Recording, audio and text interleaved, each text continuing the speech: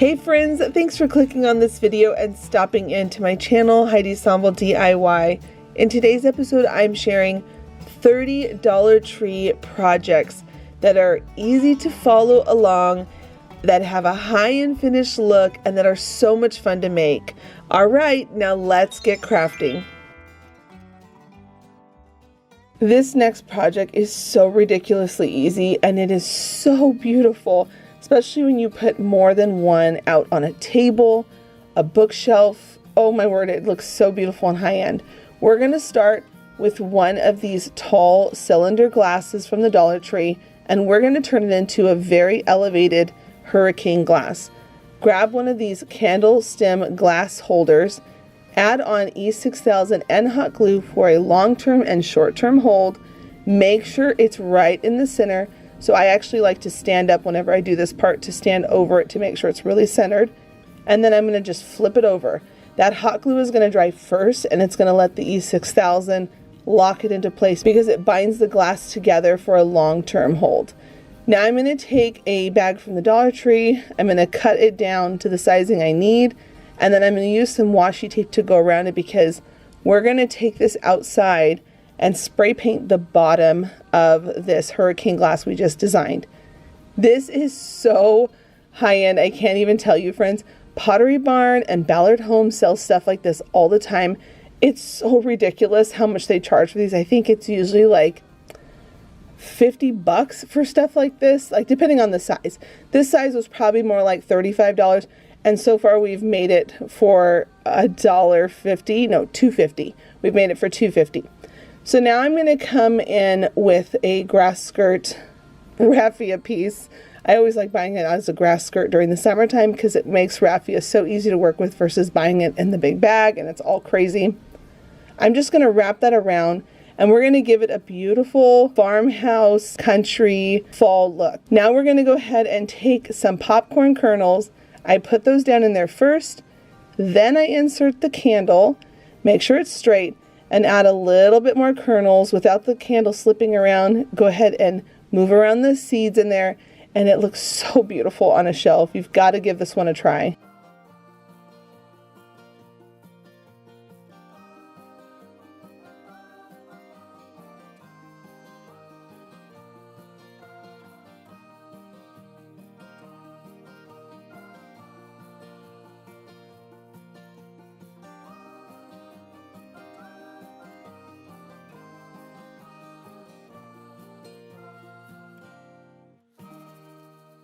I love this round sign from the Dollar Tree, Bless This Home. I thought it was so beautiful with these very trendy colored pumpkins on it, but we're going to jazz it up and make it look a little more high-end than just a $1.25 sign. Go ahead and grab one of these bead wreaths from their floral craft section. We're going to take off some of the beads, and we're going to turn it into a handle for the top of the sign. By the time we're done, this is going to look so much more high-end, where it looks like it came from Kirkland's or even Home Goods.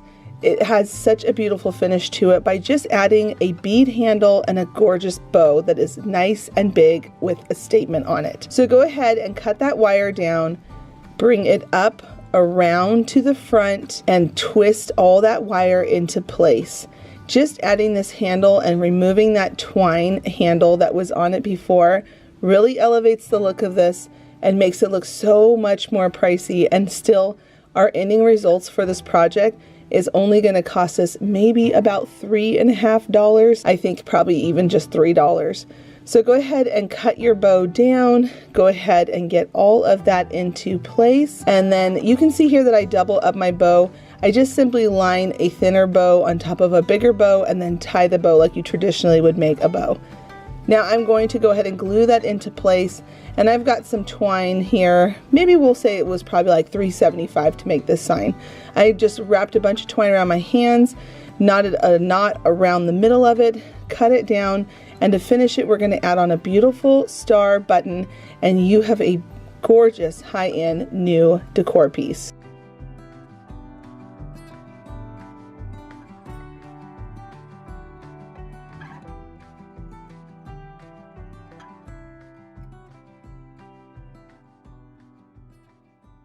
What would fall be without a gorgeous wreath for our doors in our home?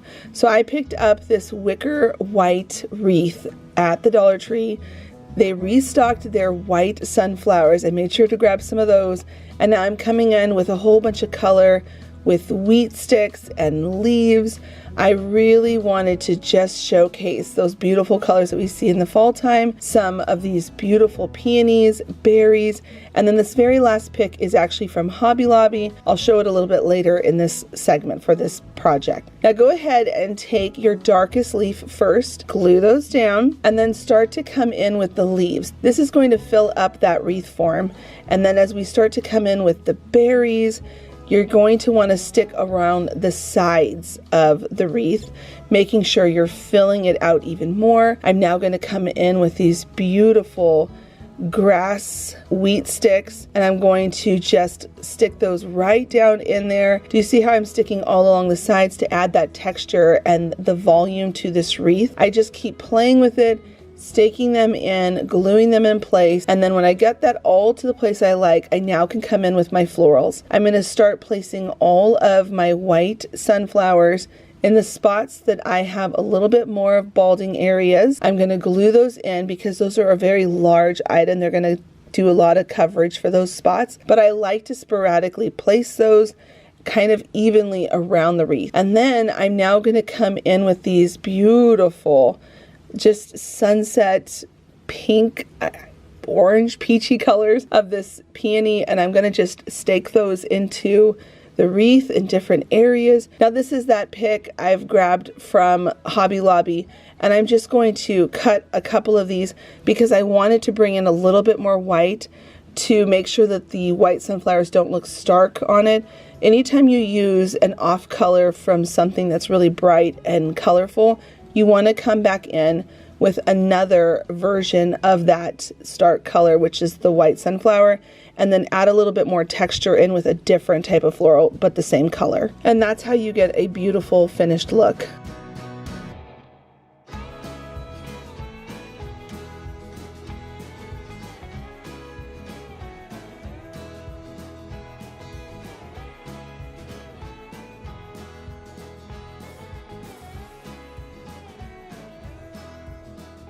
I saw this large sign and they were next to each other on the wall of all the new Dollar Tree signs, and I thought, I'm going to put 3 of them together and make this just look so high end. I'm now going to remove the raffia bow and the leaves gently off of the sign because we are going to be painting these 2 white autumn signs.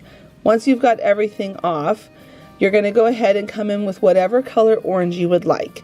I'm going to be going with a really beautiful creamy orange. I'm going to just paint over that, and you can see that it's opaque. The bottom artwork is still shining through. It's going to take about 3 to 4 coats depending on what type of paint you're using.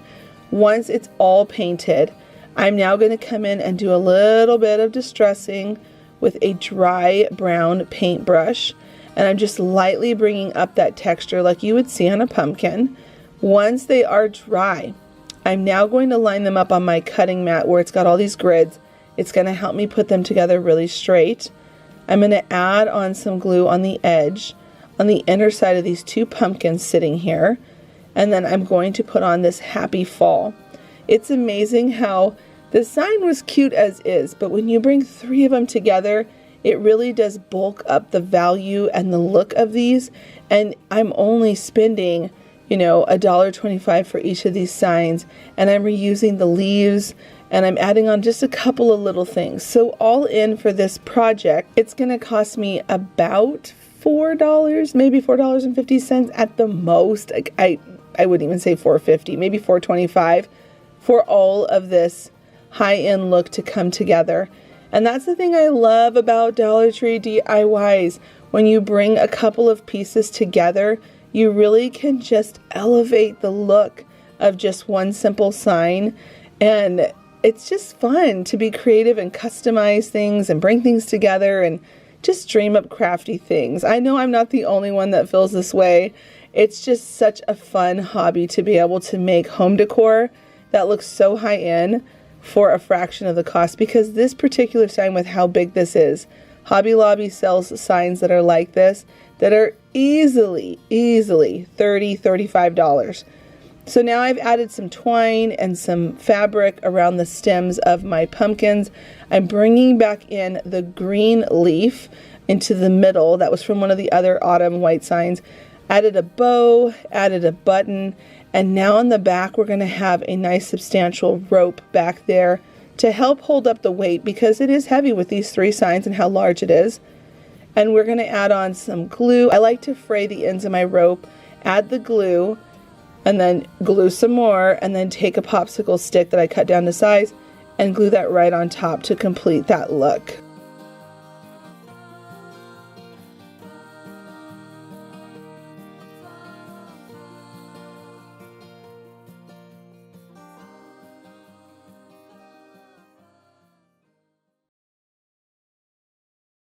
Start by grabbing this Fall in Love sign from the Dollar Tree, and we're going to make it where it can stand up on its own. Go ahead and cut off the twine from the back of it and grab some tumbling blocks.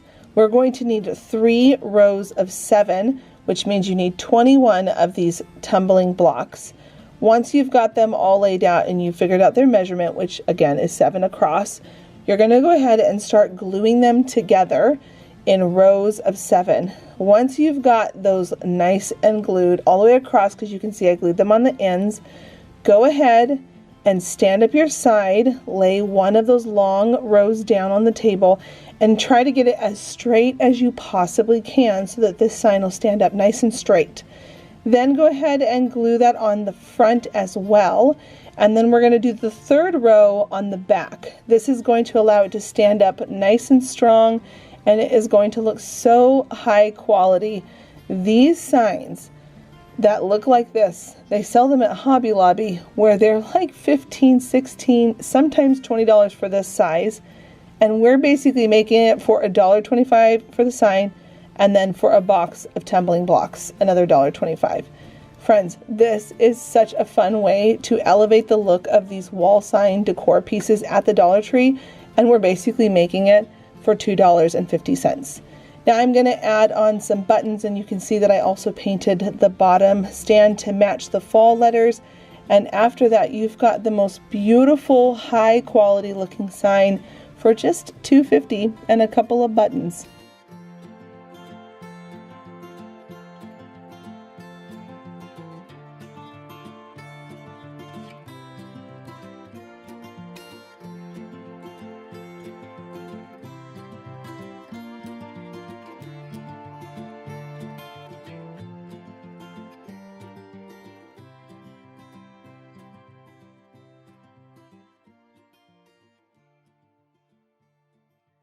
Now we're going to make a super easy wreath that is so stunning and high impact in your home. I picked this one up from Joann's and ended up getting it 50% off because it's larger than the ones that they sell at the Dollar Tree. I'm also going to take a book that I got from the Dollar Tree. I dunked it in water and put it outside and let it air dry so that it looked nice and weathered. Now what we're going to do is we're going to rip off a bunch of pages, and we're going to just simply cut that in half so that they're shorter. You don't want them to be too long, because otherwise this will be a massive, massive wreath. Go ahead and separate all those pages. And now we're going to come in and we're going to start to ruffle those papers. This is such a cool way to upcycle a book that is old, that you've already read or not reading, or you just found it at a thrift store. For me, like I said, I picked mine up for $1.25 from the Dollar Tree. So what you're going to do is you're going to put a line of glue. I like to let it sit for a second so that it starts to dry a little bit, not where it's just too piping hot, because you will burn your finger through the paper. And then you're going to start to add on those ruffles. And you're just basically going to keep repeating this process. Hot glue, put down ruffle paper, and I like everything to always be secure. So I'm going to come back in while stuff is drying a little bit, and I'm going to just simply staple this down. This is going to solve the solution. I know a lot of you say, hey, I live in a place where there's really, really hot heat and the hot glue doesn't stay. So if you add on that staple, it'll really make sure it stays. Once you've gone all the way around the wreath, which by the way, I'm going to be honest, this took me some time. It took me about 4 hours, And I ended up enlisting the help of my son just so I didn't hurt my fingers after a while from crinkling the paper up so much. I went all the way around and I made sure on the back side that I was having a nice finished look. I think this is where it makes it look more high-end quality, where you would see something like this in a boutique.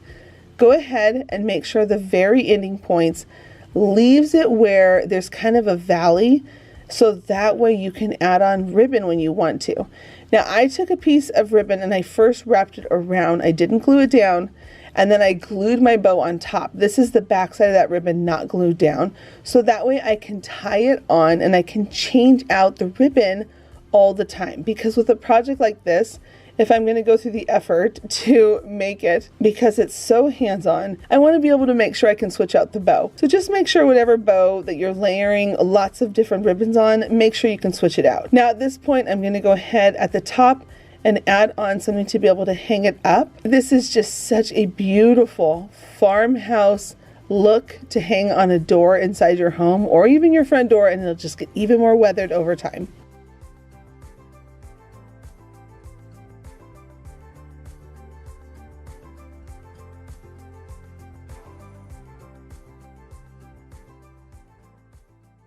This project is so much fun. I found these brand new pumpkin stakes at the Dollar Tree, and they had them in 3 colors, and I immediately knew I wanted to make them into a beautiful, beautiful decor piece. So grab 3 of those colors, a foam square, one of these black metal baskets, some fabric, which I'm using drop cloth, and some ribbon. We're going to start by cutting down a piece of that drop cloth to fit down inside there. You want it to look all farmhouse and kind of rugged, so don't worry about the sizing being so perfect. And then we're going to take that foam piece and I'm going to just poke some holes using the white pumpkin down into there, because it's going to be a little too difficult trying to glue it in there to make things stay without making a mess on the bottom. I want to have a clean finished look. So I'm going to take 2 zip ties and we're going to sneak that zip tie down into one of the holes. And just a second earlier, I was showing myself snipping little holes at the bottom of that fabric. That's so we can slip the zip tie end through that hole, come through the basket, and we're going to come back up around the other side through the fabric, through the foam piece, and then zip tie it on the inside of the basket. This is going to make it look so clean, so polished, without hot glue being everywhere at the bottom of this and making it look too messy. I like this approach so much more. It does take a little bit of finagling to get that in there, but it's definitely worth the results if you do it this way. So I just keep moving around the fabric so I make sure that the sides are all pulled up.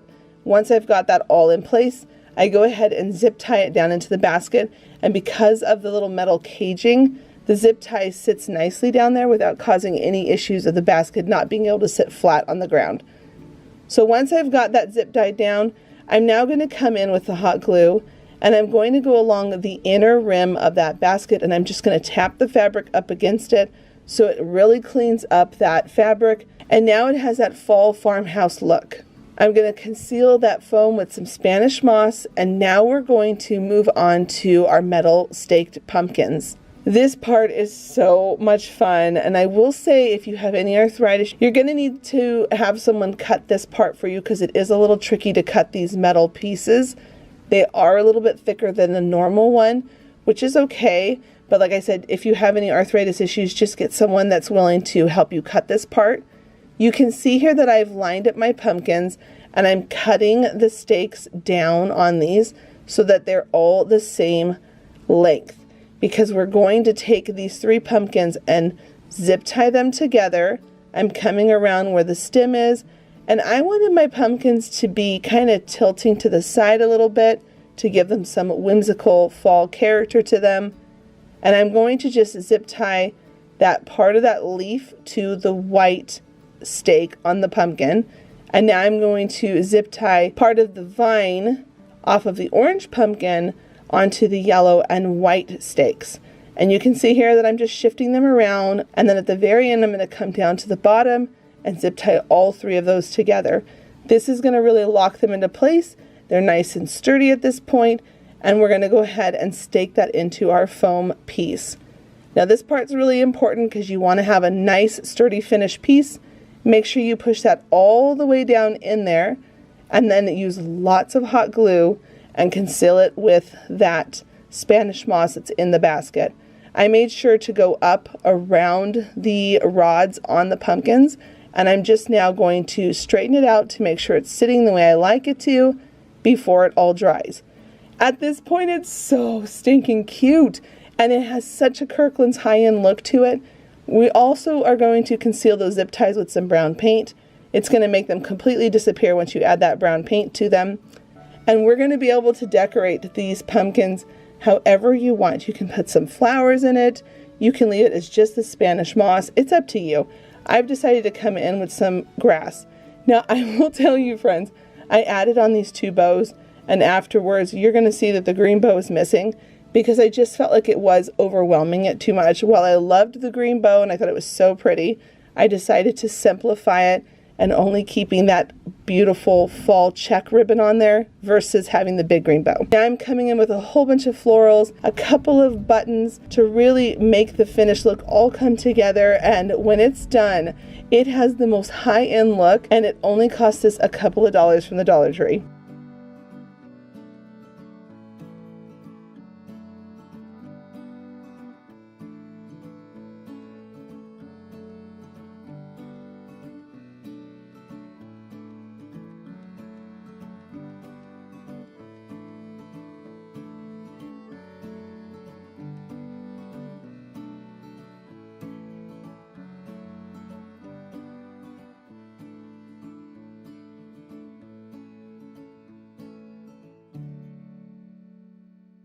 Start by grabbing one of these tiles from the Dollar Tree and paint it white or whatever color you want. Let's upcycle a food can. This had refried beans from a night when I made burritos for my family. And I'm also going to be using these white sunflowers as well as a pretty little yellow ditzy flower. Go ahead and measure the height of your can and cut your tile down to the height that you're going to need to wrap around the can. We're going to conceal that can texture with this beautiful tile, and it's going to make it look so high-end when we're done, and you would never know that it was a food can. These could be so pretty in all different sizes, especially if you make different ones and put them and cluster them on a table together. Now this can is a little bit wider, so I had to get an extra little piece to glue to make the band come all the way around. Do remember that when you're working with hot glue on metal, the metal will heat up, so just be cautious as you're gluing on this tile. And once you've got that glued into place, you're gonna go ahead and move on to our next step, which is bringing forth that texture. I know this is super popular with these tiles, but honestly, I love this process. I don't know if you're all sick of this yet, but I thought these tiles would be so beautiful on these cans and really elevate the look. So once you've dry brushed on that paint, now we're going to start working on the inside of the can. I added some foam. I'm tying on a ribbon and just tying a knot and creating a dovetail on the end, zhuzhing it up a little bit, and now we're going to start working on the inside of that can. I'm going to cut down the florals that I've picked. I thought a really pretty buttery yellow with a beautiful white sunflower would be such a pretty combo for the fall. I'm going to add in some of this Spanish moss, glue that into place, and then I'm going to go and start adding in all of my florals. I'm starting with the smaller floral first so I can fill up the bottom of that florals can, and then now I'm going to come in with the sunflowers. Now here's a tip with these sunflowers. When they come on the stem, their flowers are always facing straight up. That's not the natural position of a sunflower. They chase the sun all day long, so their necks are actually bent to the side, just like this. So I always like to bend them after I've cut them loose from the little bushel stem of the pick. And you can see this is the difference. Just making that twist to the side really elevates these and makes them look more natural. So I'm going to go ahead and just stick all of those down into place. And now for a little added farmhouse detail, I thought it would be so cute to take these little thread spindles and just glue them to the bottom like little feet. I get these from Hobby Lobby in a pack. I always get them when they're on sale. And just gluing that to the bottom really elevates the look of this, and the finished result is such a high-end store finish design. I hope you'll give this one a try.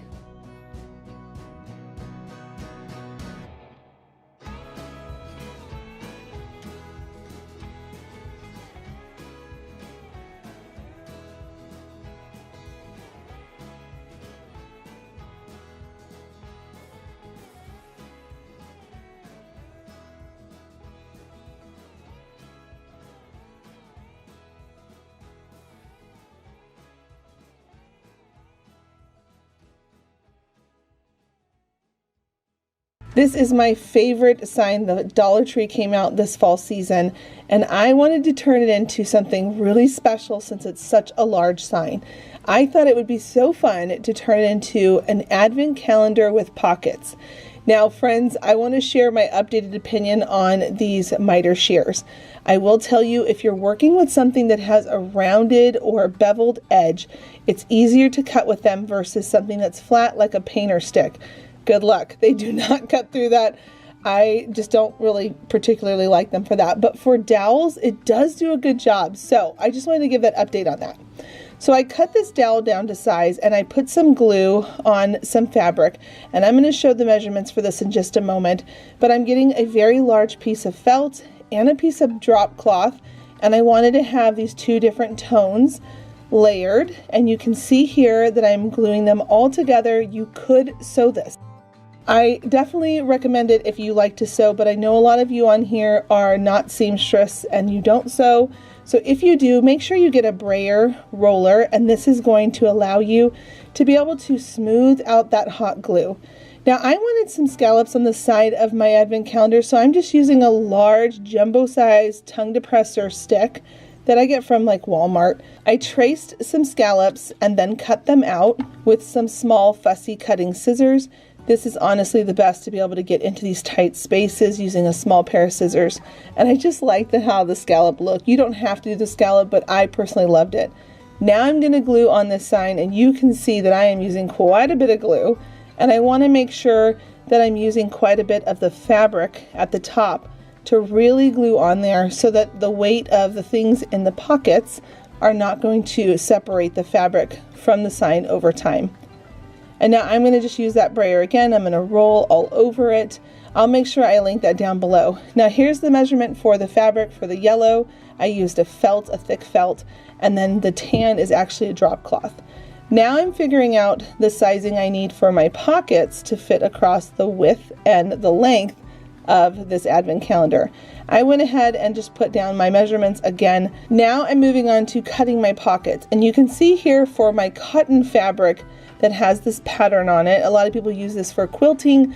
I'm going to go ahead and fold it over and double it up. So if I'm doubling up the fabric, I'm going to use a 9 by 4.5 inch. If not, if it's just a solo piece of fabric, I'm using the 4.5 by 4.5. I thought I would also share my rotating cutting mat. It's a self-healing cutting mat, and you can use it for sewing or crafting.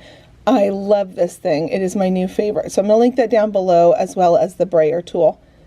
Now that my pockets are all cut out and I've decided what I want each pattern to be in what place, I'm going to go ahead and start working on my pockets. Now for the really thin fabric, like this really thin green fabric, I'm taking some of that drop cloth and just lining the inside of it with some of the drop cloth, just a 4.5 by 4.5 square. And then now I'm going to go ahead and glue that down. I put something right in the place of where the insert of the pocket would be, just so that I can create a little bit of an opening, and it's not going to have it where it's a perfect square laying on the actual drop cloth. So once I've got all of those glued down, because you want to be able to put your hand inside there without struggling, I then moved on to the tags. The tags are just little garden stakes that you can get in the floral section at the Dollar Tree. And I went ahead and popped off those sticks from the back, and I'm just hand painting on all of the numbers 1 through 16.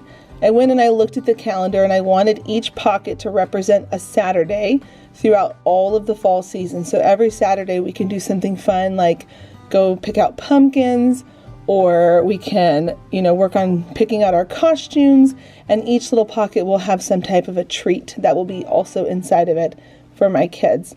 I love advent calendars. I cannot say enough about them because I just feel like it gets everyone so excited for the season, no matter what it is, for Christmas, for fall, for spring. I'm a big fan of them. So now I'm coming in with a bunch of my buttons. I collect buttons. I love buttons. I have always loved buttons. So I'm going to go ahead and just glue a whole bunch of those all over, and the hot glue does a great trick. I'm also at the top where the hole originally was for the twine of this sign. I'm going to add on some of these half wood beads because I just thought it made it look more farmhouse, and it really cleaned up the top. And to finish off the project, I flipped it over, I put down some twine, and then to reinforce the twine, I'm taking a jumbo popsicle stick and I'm just going to put some glue, I cut it down to size and put that right on top to help reinforce it and make it stronger. And that is it. We have the most darling, adorable advent calendar for the fall.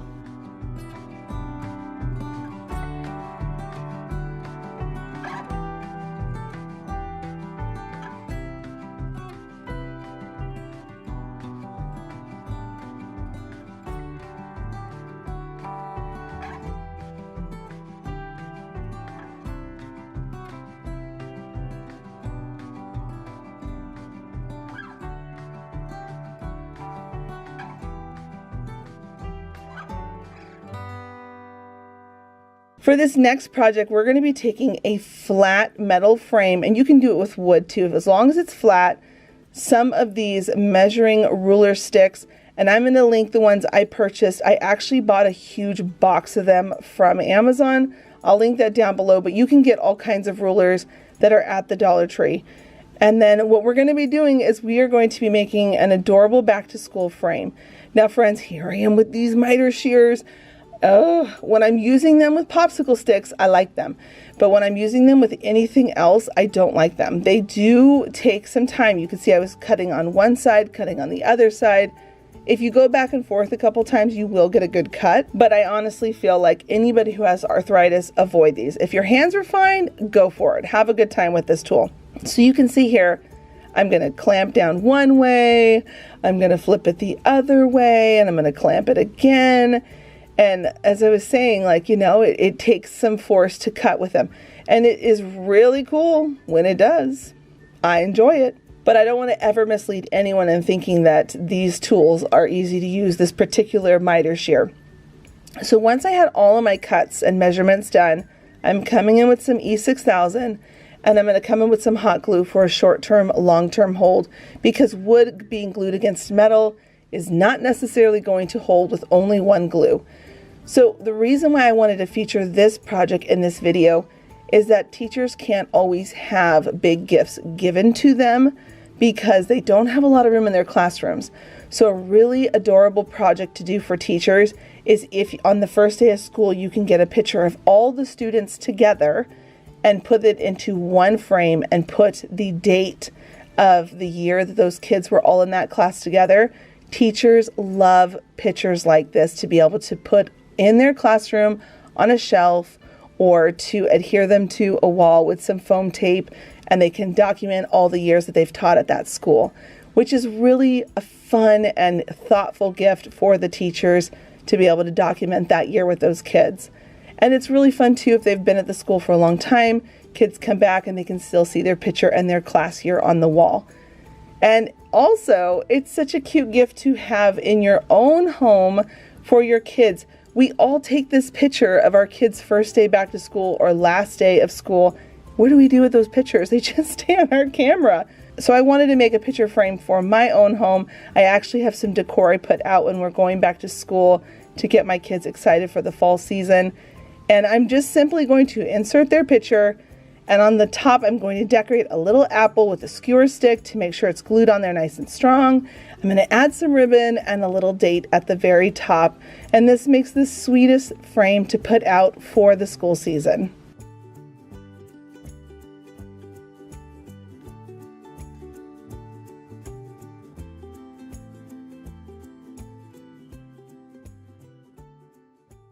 This sign is super trendy right now, and I know a lot of you are trying to get your hands on it. If it hasn't been in your store yet, just make sure you just keep checking back. They're coming to all the stores because this is a $1.25 sign.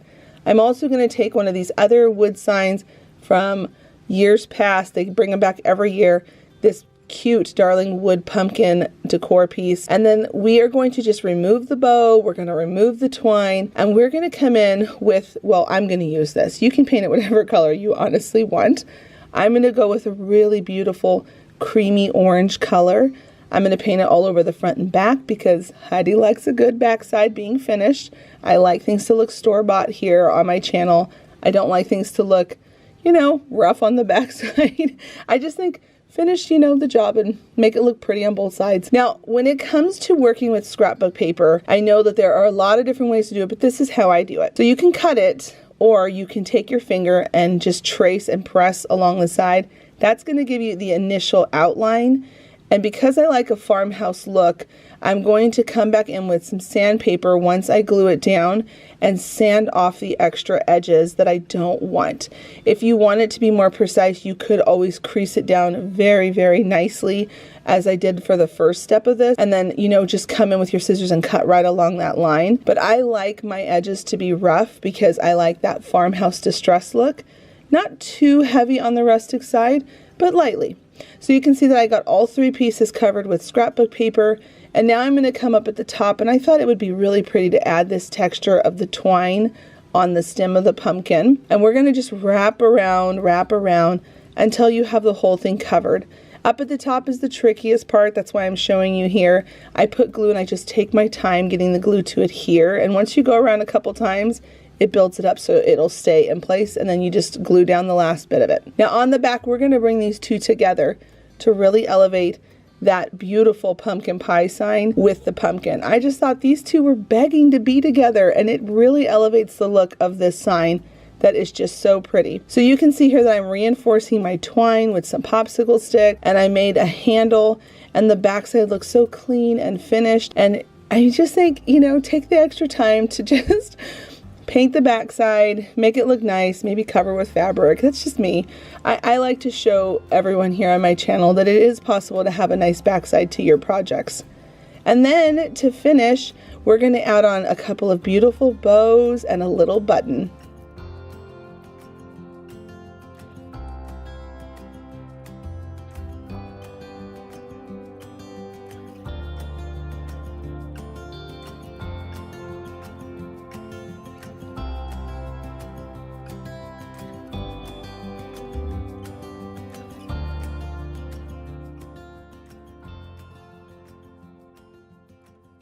This project is so quick. I found these darling houses at the Dollar Tree. I loved that they had the gingham on the front, but I wanted to dress it up a little bit more. So I'm going to take some white ribbon and I'm just going to make a simple bow. I don't want it to be too long because it's going to be towards the bottom of my little house. And now I'm going to take some hot glue and I'm going to just simply glue that bow on and glue on that greenery. This is going to jazz it up a little bit instead of it just being a plain house, which, by the way, it's already so cute, right? It doesn't need it, but why stop there when you can personalize these kind of things and make them your own?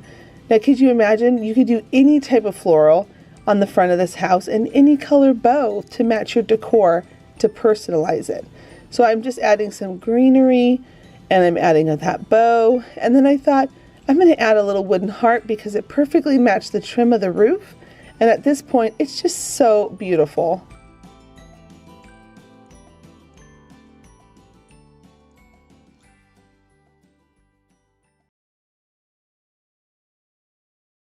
This DIY is super simple to recreate. We're going to use some rub-ons from the Dollar Tree, a foam square, a white bucket, and then these really darling florals for the fall. All of it's from the Dollar Tree, and we're going to start by removing the sticker from the bottom of the bucket, and then we're going to take this foam square from the Dollar Tree and we're going to cut it down to the size that we need. I like to use my scissors like this. This is the easiest way I always find to cut it. I know some of you say that you use large knives from your kitchen to be able to cut it, and that works too.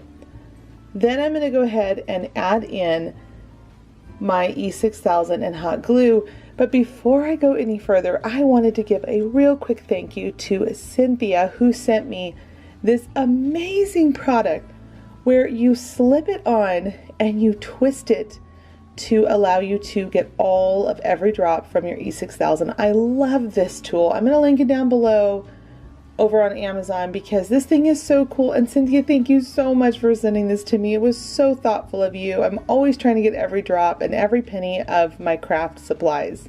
So thank you, thank you. Now I went ahead and cut free all of my little stems off of these wheat florals because I wanted to make sure that I maximized the volume. And I like to think highest in the middle, lowest on the ends. So I just keep playing with it until I like the way it looks, and I give it a little haircut on parts that I don't like. And now I'm coming in with some hot glue and some of this moss, and I'm just tucking that down in there to really give it a beautiful fall look. And these buckets work so well with the rub-ons from the Dollar Tree. So I'm going to cut out Farm Sweet Farm on it, and I'm going to just simply rub those on and then remove the covering on it once it's nice and stuck to the bucket. Give it a nice rub, and then I'm going to take my sanding block and just rough it up a little.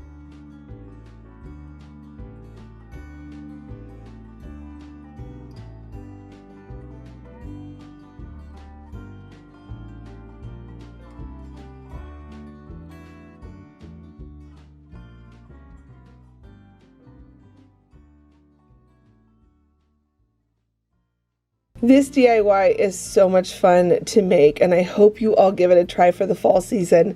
Start by picking up a metal round tin plate from your thrift stores. I got this one for 50 cents because I always get stuff that's half off at the thrift stores. Go ahead and remove the sticker from it and take it outside and spray paint it a beautiful pumpkin orange. Once that's dried and set aside, we're going to take some drop cloth. I just pick mine up from the local home improvement stores. I get a huge pack of it, and it's super affordable. I think mine's like $9. My drop cloth lasts forever, and I use it all the time here in my craft room, and it just has that beautiful farmhouse look to it. So go ahead and cut some little snips and then rip the fabric down to create some thinner strips. Now I'm going to be using this little toothbrush. Friends, this is one of my oldest craft tools. I think this thing is like 15, 16 years old. It's from a dentist appointment I took my oldest son to when he was a little boy. It's a kid's toothbrush. I love using it for speckling on paint because I wanted to get that nutmeg look that you see on a pie, a pumpkin pie, when you see it come out of the oven. So I went ahead and sprinkled some of that on, and now I'm going to start gluing on some of those strips that we ripped up earlier from the drop cloth. Cut it down to size, add a line of glue, and then just tap that right into place.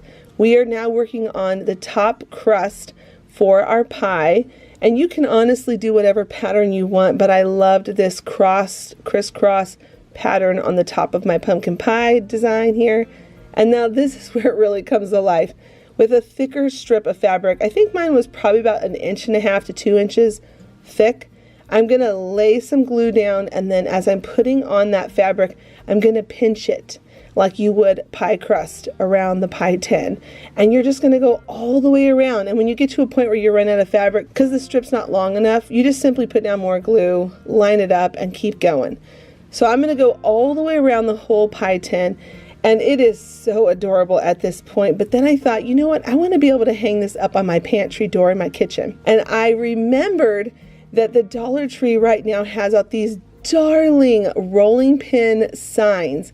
I ran and got it out of my craft closet that I was holding on to, and I put this right on the front of the sign with some E6000 and some hot glue, so it's really bound on there well. Hello, pumpkin. Isn't that so darling? Now at this point, I'm going to take my Crop-A-Dile, punch a couple of holes at the top so I can hang it up on my pantry door, and I'm just going to simply take one of these beaded wreaths that they have at the Dollar Tree.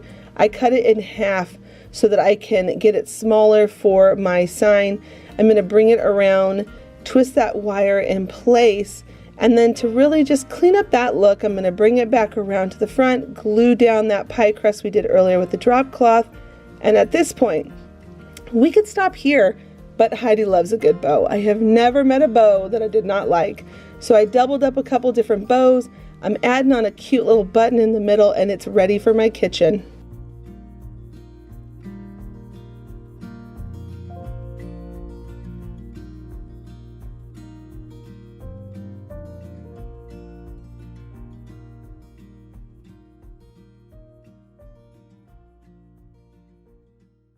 We're going to grab one of these tag signs from the Dollar Tree. They carry these all year long. This one I had on hand from Valentine's Day.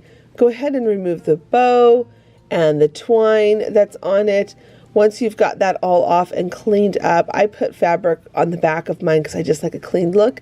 Go ahead and paint the other side white. And then I'm going to put down some washi tape because I love using washi tape whenever I'm doing painted lines. I feel like I get a nice clean line. I'm going to come on with some mustard yellow, and I actually ended up doing about 4 coats of it just because it is a little opaque when you're putting it on and it takes a little bit of time to build up that color. But this wasn't a hard process because I have a heat gun. So I went ahead and painted that 4 times, removed that washi tape, and now I'm going to come in with these wheat picks that I get from the Dollar Tree. They have a whole bunch of different color variations. So I went ahead and grabbed an amber, greenish tone, and then a wheat light tan color. I'm now going to take a beaded garland. I cut off a long strand of it, and I'm twisting that into a circle because we're going to make a wheat wreath. Try to say that 3 times. That was kind of a mouthful. Anyway, I'm going to go ahead and just twist those wheat sticks on, and I'm going to go all the way around the whole wreath, just twisting these on. This is a super easy process to do. You will struggle with the very ends of these pieces of wire, but if you do, just get some pliers and you just twist them down in, and it makes it really easy to do this part. This is super pretty to do, and making this yourself is going to save you a ton of money. I love making little mini wreaths like this for signs, and you'll see in a second how they all come together. And then to tie it all back in and make sure it's nice and secure, I came back in with another strand of beads, and I just wove that around all of the different wheat sticks, and it just looks so pretty for fall. Now I'm going to take this stencil that I have from the Dollar Tree. I really loved the font on this one because I want to have 2 different fonts. I love typography. So what I do is I just take my stencil brush. I'm going to tap, tap, tap until I get the color that I desire. I'm using a chestnut brown, and then I always clean my stencils immediately because it just makes for easy cleanup for later, and then you don't have any smudging or bleeding. I always dry each letter in between when I'm doing lettering stencils so I don't have any smudges going on. And then once I've got the word harvest down on the yellow, I think the brown and the mustard yellow together are just so pretty. I'm now going to come in with this Studio R12 stencil. I love this old-fashioned Farmhouse Market stencil. I'm going to use the part at the bottom where it says bread and pies. I thought that was really cute with the word harvest. And I'm just going to go ahead and tap, tap, tap, bring in that color. And when I lift it up, oh, it's just so pretty. I had so much fun making this project. Now I want it to look like an old farmhouse sign, so I'm going to do some light distressing with a tan color. I'm going to come all over the white and a little bit over that mustard yellow. Now at this point we can go ahead and start to add on our wreath. Add lots of hot glue to make sure you adhere it on there well. Go ahead and just press that down on there, and once it's in place, I'm now going to come in with a beautiful bow for fall. I just doubled up my bows. I've got a houndstooth orange and white, as well as a burlap big ribbon. And then at the very top, to clean up that little hole, I'm just going to add a half wood bead.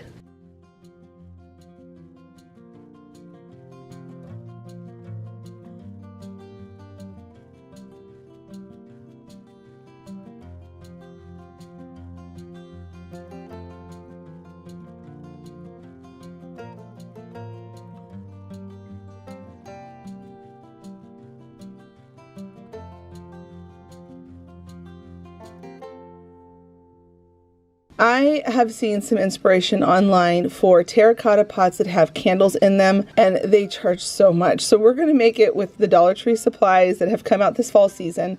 You're going to need however many terracotta pots you want. We're going to take some foam, some of these LED candle battery operated lights, and some moss. Start by cutting the foam down to size, and I'm going to use some E6000 and some hot glue and put that down into the terracotta pots. Then we're going to take the stand, and we're going to glue the stand base for the light onto that piece of foam. Make sure all the foam pieces are the exact same height, otherwise your candles will differ in height when you put the candles in.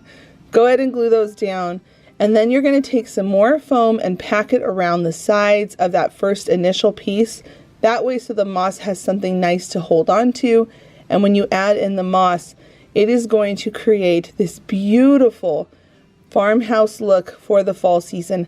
I can imagine 5 or 6 of these lined up down the center of a long table for a dinner party, and then you just put pumpkins all around it. This could be such a gorgeous elevated look for the fall season, and you can see here the effort was minimal to make this look. Now, I was thinking about these terracotta pots, and I wanted to make them look, I don't know, a little more substantial because they are just terracotta pots.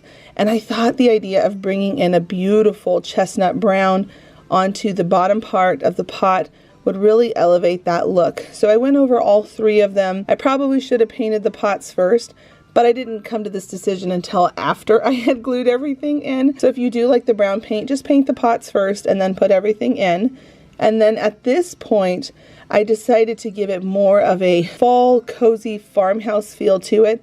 So I'm going to come in and very lightly dry brush on some white paint to add some depth and some character to these pots. And the finished result is just absolutely so beautiful and minimal work.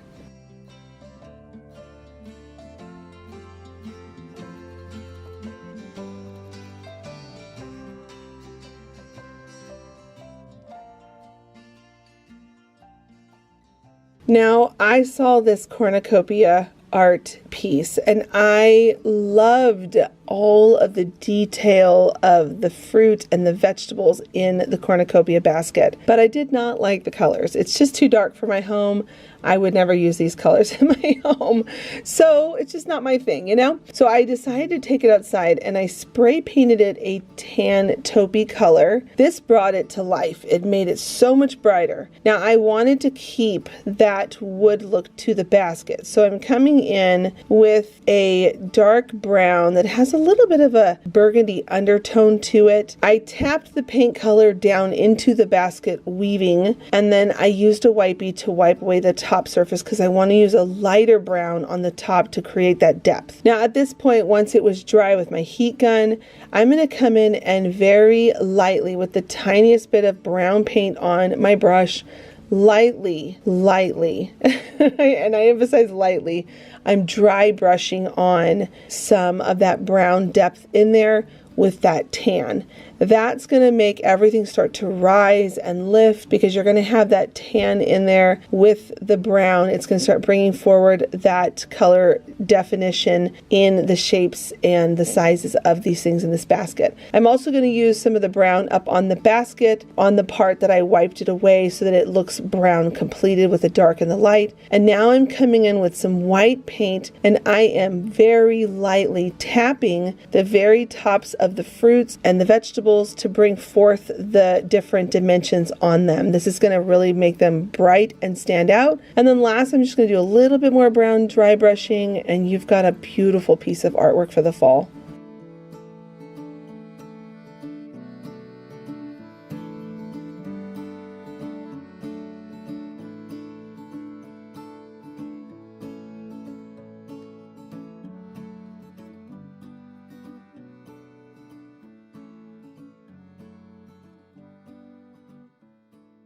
Up next, I'm going to share how I DIY crafted this darling tote bag. I'm going to be giving it to Miriam because she needs a book bag for the school year.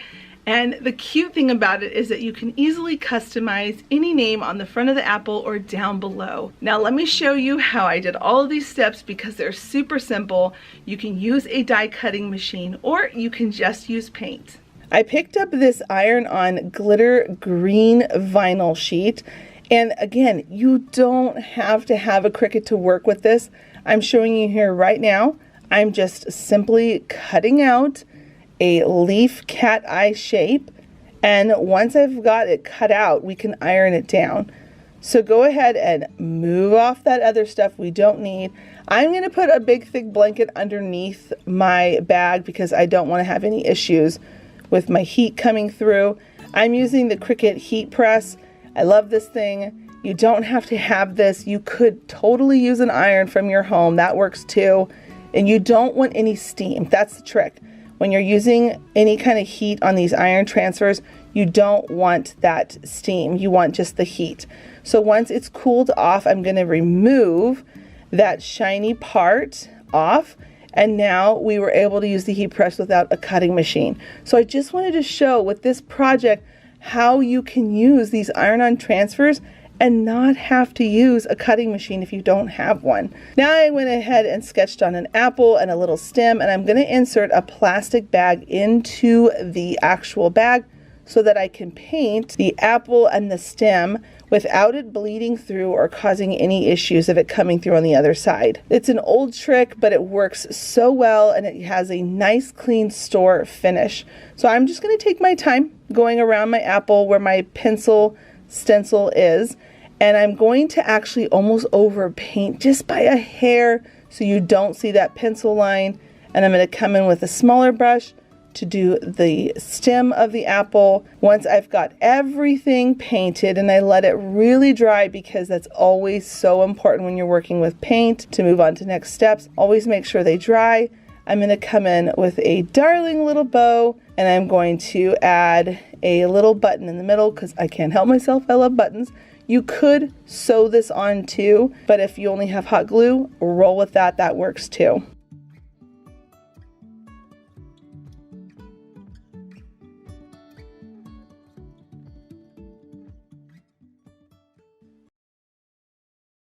This project is super simple. We're going to take this tray outside and we're going to spray paint it white. We're also going to be using some of these pumpkins, and I'll show you what to do with those in just a second.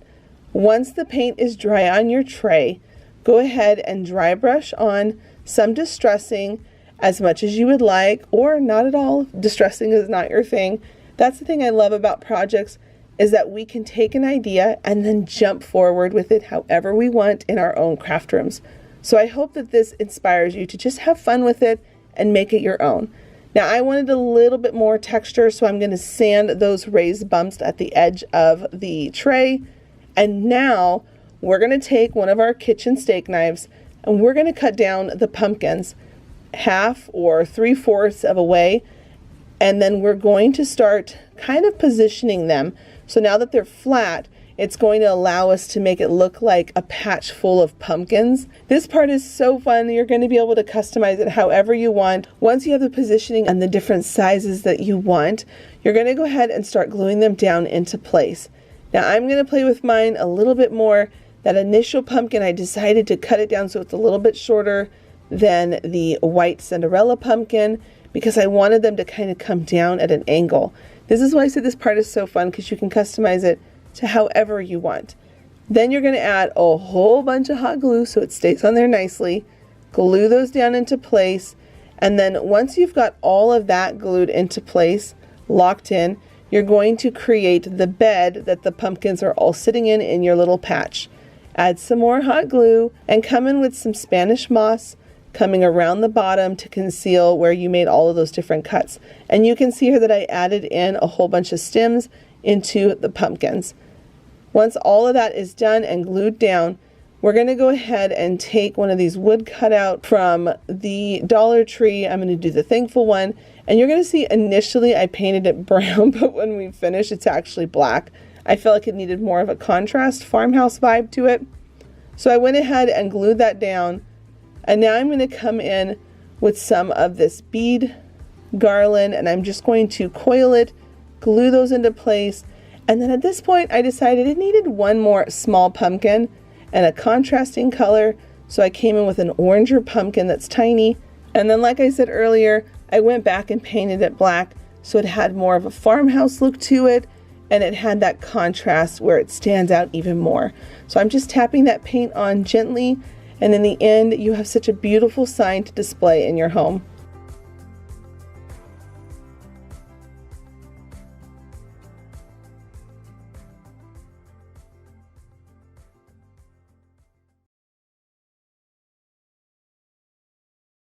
This DIY is so much fun, but I'm going to recommend, if you're going to do this project, go get white pipe cleaners as well as white beads.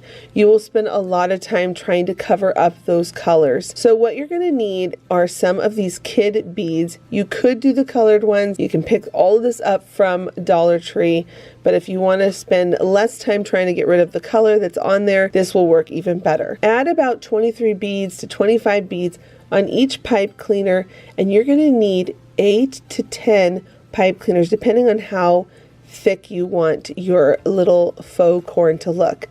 On one of the ends, go ahead and twirl all of the ends together to create a little nub. And once you've got those all twisted around nice and tight, you're then going to hold it at the nub pointing up and star out all of the different pipe cleaners. Then start to push down the pipe cleaners around and over that little nub, pushing all of the beads to that end where you just knotted it up. And then at the top, start to twist it and start to add more of that pressure in there at that other end to start twisting them down into place to create a second nub. Once you've got that second nub in place, go ahead and open them up, twist it down underneath, and then push around the sides of those other pieces of long bead strands. Now you can see at this point it's really colorful, which is super fun if you're doing this for a kid's craft, but if you want it to look more farmhouse, you're going to have to take it outside and you're going to have to paint it. I spray painted mine at first to see how well the coverage would be, and then I found that the pipe cleaners just weren't covering as well as I would like them to because of the fiber and the fabric. The spray paint just wasn't adhering to it. So I came back in and I'm using some of my chalk paint to do that. So I will again recommend, if you're going to do this project, get white pipe cleaners and get white beads, and you'll save yourself a ton of time, and then this project is super easy. If not, the painting process will take a little bit longer. So I just want to give you all the truth. I found this cute inspiration on Pinterest a long time ago, and I wanted to make sure that you understand and know that if you do this, go with the white ones. It'll save you a ton of time. At this point, I took some of this grass hula skirt and I cut off a piece. I'm folding it in half, I'm twisting the end, and I'm going to tie a knot. That's because this is going to become the husk part of the corn. We are going to just tie a knot and we're going to glue that onto the top of the two corns, which at this point, it looks so cute. Once I brought in some of that dry brush distressing on the corn to bring forth the little nubs from those beads, it just looks like a piece of corn, and it's such a cute project. This is super cost efficient. You can make a ton of them for hardly any money. Now I added that corn husk up at the top, and now I'm going to add on a really big bow, and it just is so cute for the fall season.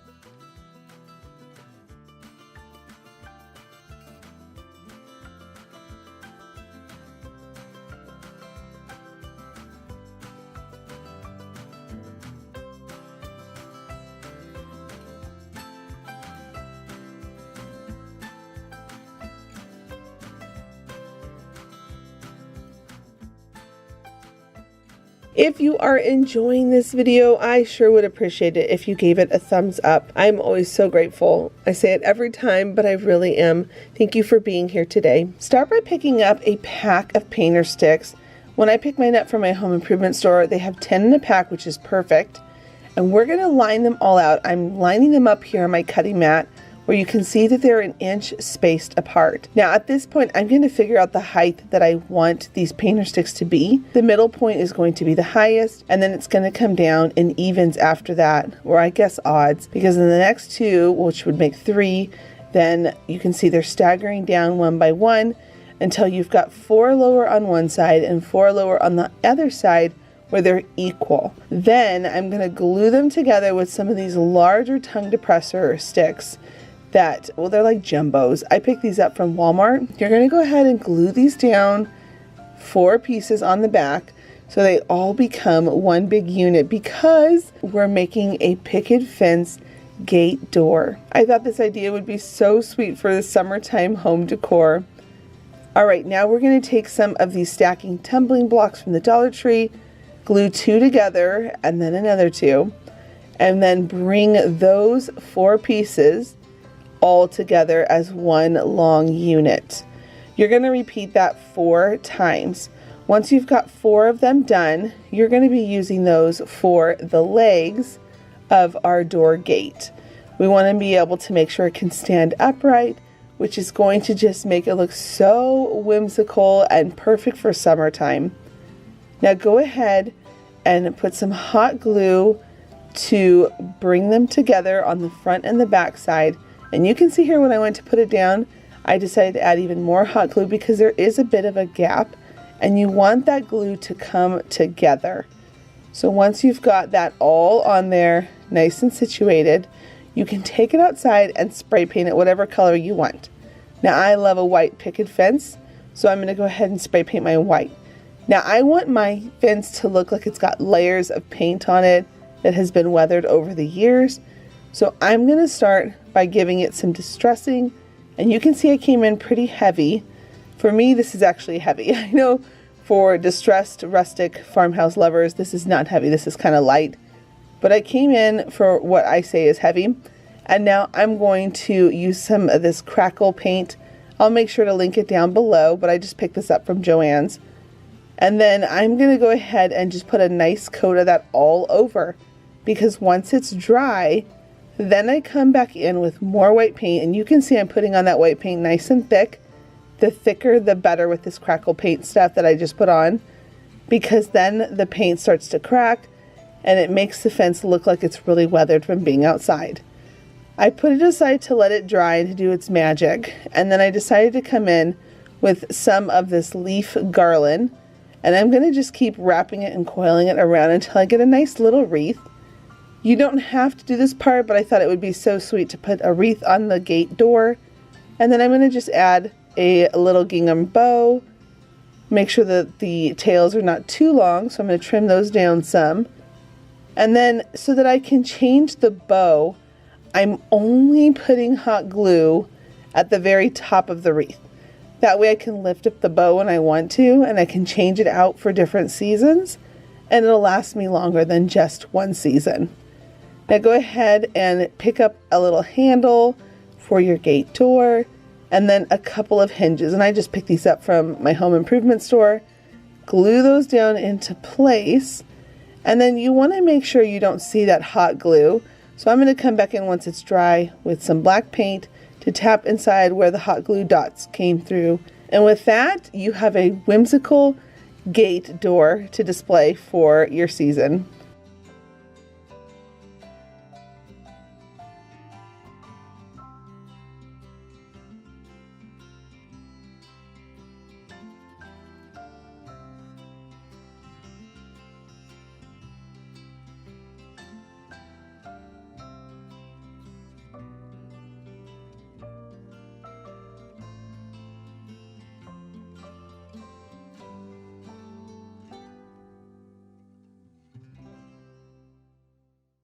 How many times have you seen wood pieces like this at thrift stores or the Habitat for Humanity stores? Well, I picked one up and I thought, you know what? I'm going to give this thing a really pretty updated farmhouse look. So I took off that outdated lace that just honestly looked kind of dusty. I think this used to be one of those things where you have the windows between the kitchen and the living room or family room. I think this was one of those divider doors that was in there because it had some hinge stuff on it. So I went ahead and took it outside, spray painted it white, and now I'm going to add in some updated fabric to the back side of it. And I personally love a good, clean, finished job on projects because then it just makes it look more high-end and it looks like it came from a store. So after I came in and I glued in my fabric, I'm going to use my rotary blade just to cut off the fabric to clean up all those lines so it's in there nice and snug and it's looking really clean and tidy.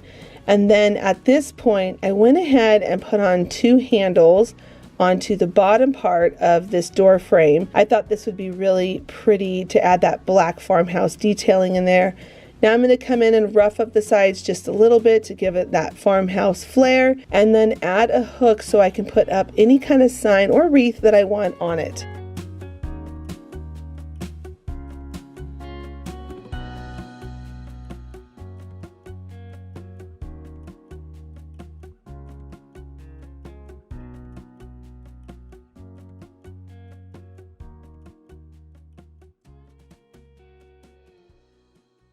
I love throwing in projects that are whimsical here and there on my channel because crafting just wouldn't be crafting without cute, whimsical things.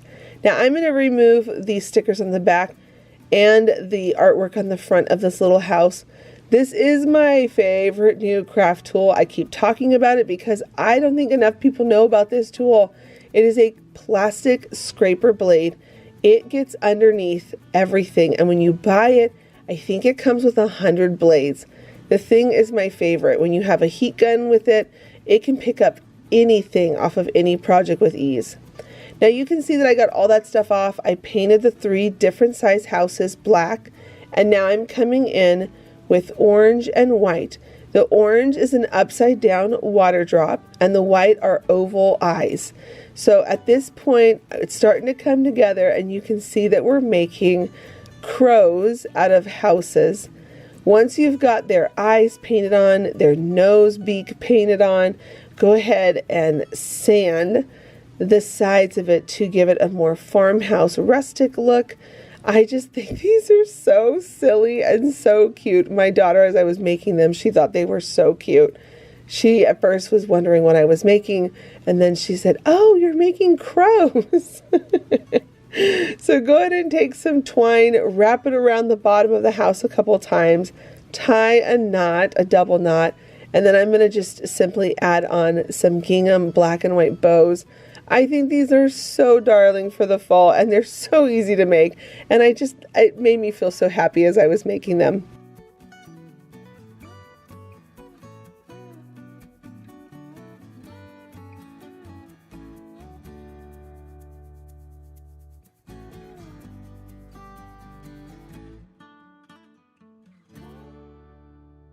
I found these little cutie candle holders, and they were only 50 cents for the both of them because it was half off. So I had this cute idea. We could leave them like this, which they're really cute, but I felt like, I don't know, it needs a little more color for the fall. So I took them outside, I spray painted them this beautiful orange color. I will make sure to link all the spray paints that I use down below in the description box. And I figured out that I could put one of the battery operated lights from the Dollar Tree down inside, but it was a little wiggly in there. Don't ever let that discourage you. What you can do is you can get a piece of a foam sheet, and they sell these also at the Dollar Tree in the kids craft section.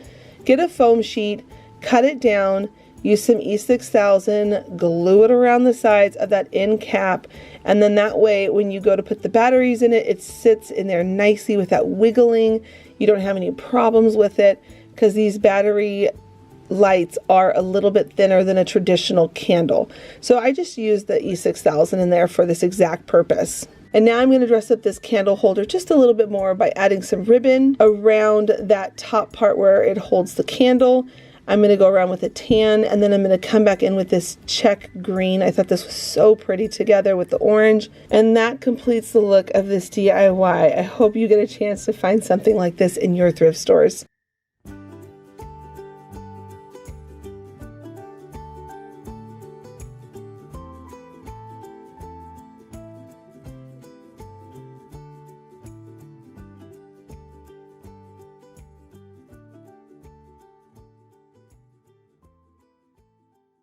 For this craft, we're going to be using one of these galvanized buckets and one of these oven cover trays, burner tray covers. I always call them different things and I always get it wrong. But we're going to bring them together with some E6000 and some hot glue. I always like to clean up the bottom if there's ever E6000 that kind of goops out when you press it down. But make sure your bucket is centered in the middle of the oven burner tray cover.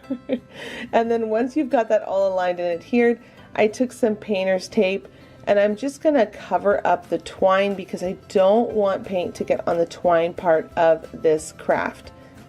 I went ahead and got everything spray painted black that was metal, and now I'm revealing that the twine was nice and covered so you can still have that beautiful twine on there. And now I'm going to go ahead and take some of this gingham black and white fabric, cut off a strip, and I'm going to start by doing just a simple knot around it so I can get the tails part of my bow. And I wanted the fabric to wrap around the base part of this cute little tray we're making. And now I'm just going to add a fabric bow that I put together by just folding in the sides and putting a little bit of extra fabric in the middle. And now it's ready to be displayed.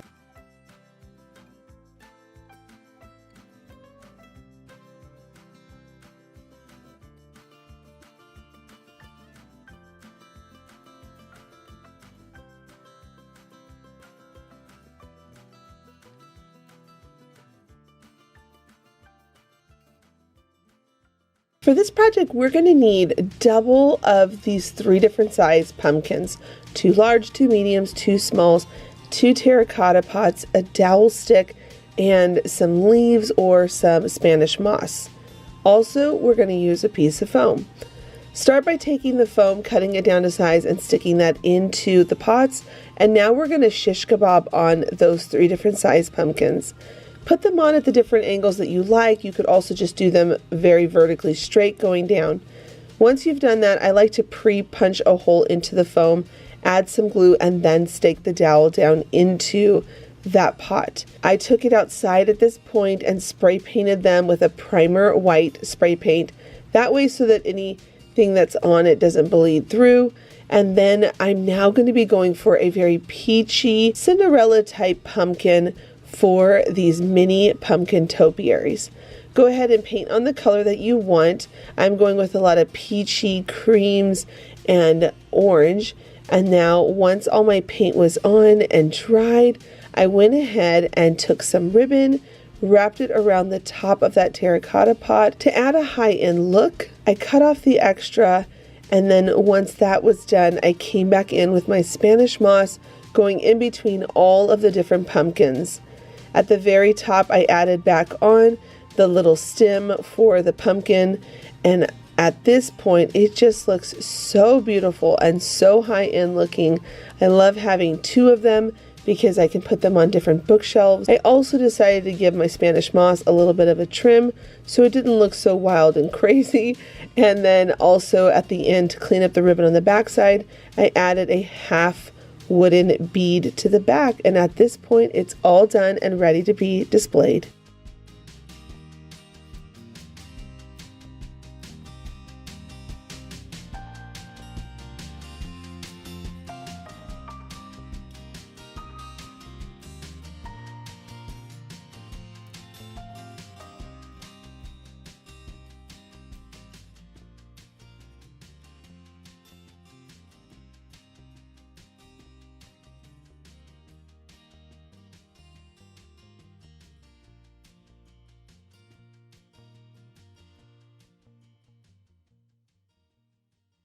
When I saw this large sign at the thrift store, I got so excited because I knew exactly the stencil I wanted to use on it.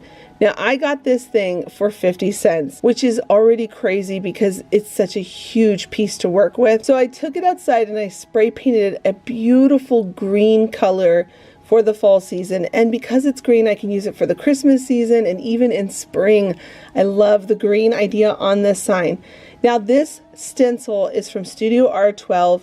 I've been eyeing it, and I thought it would be so cool if I could ever find a piece of wood large enough to do a massive clock that I can hang wreaths on and put that up on a wall somewhere in my home. I thought it would be so beautiful. Just wait to the finished look. It's going to be so stunning when it's done. So I wanted to put down 2 coats of paint. I lifted it up gently, did some heat with my heat gun, and then I went back in with a second time doing the stencil. Now, this is the cool thing about this particular large stencil is that there's 2 parts of it. Then you just go ahead and line up the other for the bottom part of the clock, and then you continue on your stenciling journey. Once you're done steepling on all your paint and it looks beautiful, go ahead and get a hook. Figure out the size of wreath that would fit onto your form. I believe mine is a 12-inch wreath. I think that's what it is. It might actually be 10. I could be wrong on that. But just know whatever size you're going to get for your wood round and this clock stencil, figure out the wreath from there. Add a hook, and at this point, it's ready to be displayed in your home.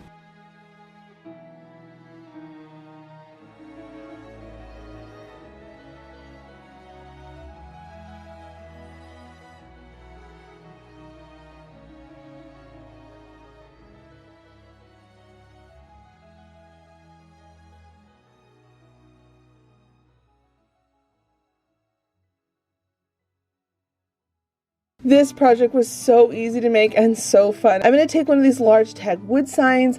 I'm going to be using this brand new beaded pumpkin that's so beautiful right now at the Dollar Tree. And then I'm going to be using a stencil. This one is from Studio R12. Go ahead and start by painting your tag whatever color you want. I went with a beautiful pumpkin orange. And on the back side, I'm going to go ahead and trace some fabric around with a pencil, and I'm going to just cut that all out and glue that to the back of my tag. I like a beautiful finished backside because then it just makes it look high-end and that you bought it from the store versus, you know, it was just something that was forgotten about and you move on quickly. Especially if you sell any crafts at trade shows, always remember to finish the backside. It's really going to help you in your sales in the long run. Now, I like to use a brayer whenever I'm working with hot glue because it really does smooth out that bump of hot glue in there. Now I'm going to come in with my stencil. Remember, when you're working with a stencil, it's so important to have the right brush. This is a rounded tip stencil brush. I will link my favorite brushes down below, and I will also make sure to link the stencil as well if you like the stencil. Now, I like to take care of my stencils as I go, so I'm just cleaning it off in different sections because I want to use the stencil a little bit differently than how it was cut out and sent. So I'm going to just be shifting it around, and this is the fun thing about stencils, is that you really can customize what you want with it, and these are really affordable because you can use them time and time again. Once my stencil was all done and tried, farm fresh pumpkins hand-picked with the little arrow, I went ahead and started gluing on my beaded pumpkin. Now, the best way to glue this on is finding those metal ring jumps that are hooked together at the bottom of the pumpkin and underneath where the stem is. I added a lot of glue there, and that really held and locked it into place without having any issues. Now up at the top with that little hole, I'm going to just add some hot glue and cover it up with a cute button and a half wood round bead. Now I'm going to take my ink pad. I've talked about this a lot of times before. Sometimes I don't want to get paint back out again and dirty a brush. I love having a chestnut brown ink pad, and I just tap around the sides and it really gives it that distressed look. I'll make sure to link the ink pad that I love as well down below in the description box.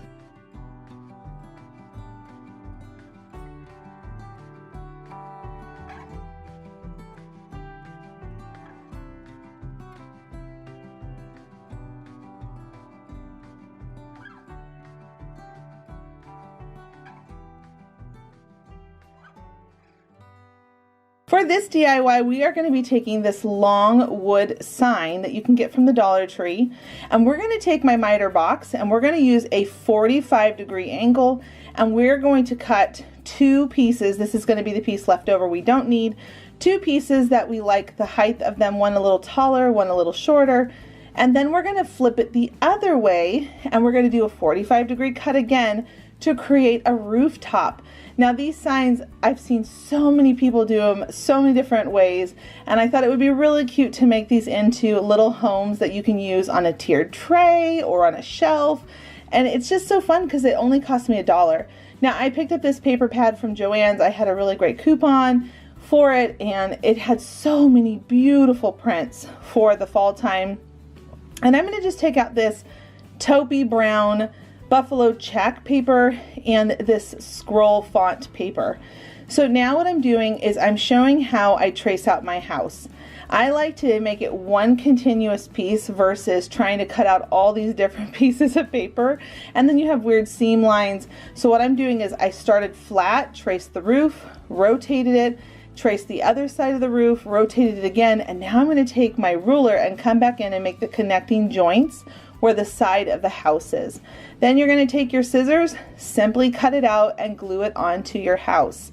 See how it has a nice seamless look all the way around it because you've wrapped it versus having a bunch of different pieces of paper, and it avoids you having to paint the house a white color or whatever. It just takes away one step. Now for the roof, we're going to take some of those really thick, long depressor sticks that you can pick up at Walmart. They're really big. And I'm going to just simply cut them down to the size that I need. We need two different sizes because on the roof, we want them to be able to miter into each other or meet up. So one has to be just a hair longer than the other one. And then I decided to do one rooftop where it has more of a darker black roof, and then the other one is more of a really pretty walnut or amber looking rooftop. So I'm just putting those on with some glue. And then a really cute detail is taking a nail, and first you're going to hammer it in straight to the side where it's going to let it get in there, and then I rotated a little bit and hammered it the rest of the way. Now on the front of the house, you can stop there, or we can continue to keep adding some little details. I added some little greenery, some twine, and then this little cute sunflower that I found at the Dollar Tree in their craft section for fall time. And then on the little house, I just added some more twine and a bow to the front of it.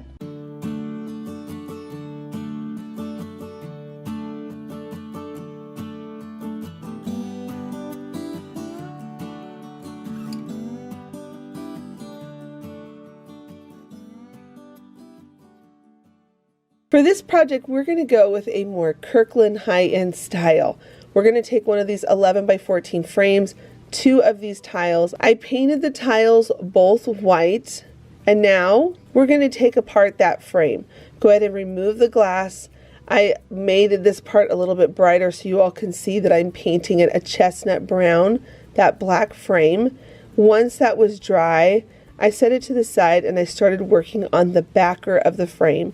Go ahead and cut down your tiles to fit the size of that backer, and then once you've got them cut to size, go ahead and use some hot glue.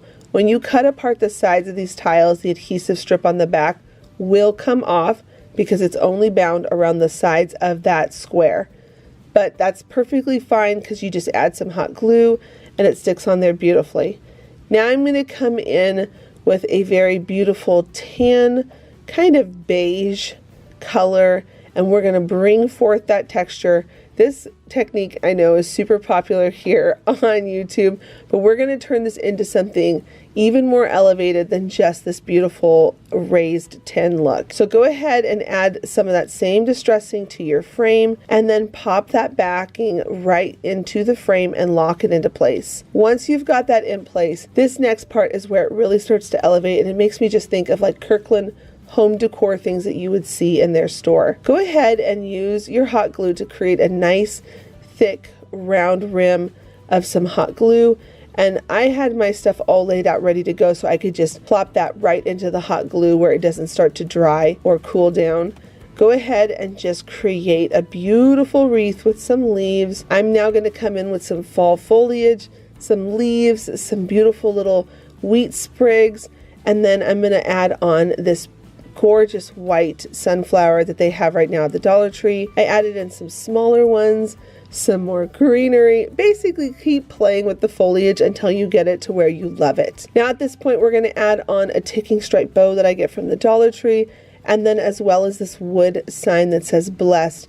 I had so much fun making this. It's so high-end and it would look so gorgeous anywhere displayed in your home.